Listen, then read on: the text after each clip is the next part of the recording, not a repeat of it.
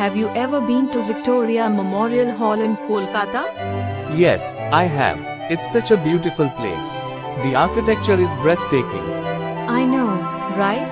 I was amazed by the grand marble building and the lush green gardens surrounding it. And the inside of the Memorial Hall is just as stunning. I loved walking around the galleries and admiring the paintings and artifacts. Same here.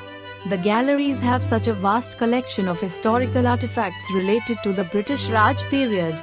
It's like taking a step back in time. Definitely. And the life-size marble statue of Queen Victoria is just so impressive.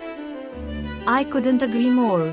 Victoria Memorial Hall is truly a testament to India's rich cultural heritage and history. It's definitely one of the most beautiful places in Kolkata, and a must-visit for anyone interested in history and architecture. Let's go. The Victoria Memorial Hall is a grand marble building that is surrounded by beautiful gardens. It's a blend of British and Mughal architecture, with a central dome that is 184 feet high. The building is surrounded by lush gardens, which were designed by Lord Ridgeway. The Victoria Memorial Hall is not only a beautiful building but also an important symbol of India's colonial past and a reminder of the cultural heritage that has shaped the country's history.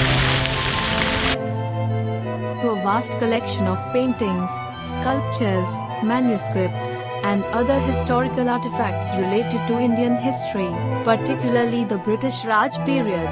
The galleries contain over 28,000 exhibits, including portraits of British and Indian royalty, weapons, textiles, and even a life-size marble statue of Queen Victoria. The magnificent building was built in memory of Queen Victoria of the United Kingdom, who passed away in 1901. It was constructed between 1906 and 19... The Victoria Memorial Hall is not only a beautiful building but also an important symbol of India's colonial past and a reminder of the cultural heritage that has shaped the country's history.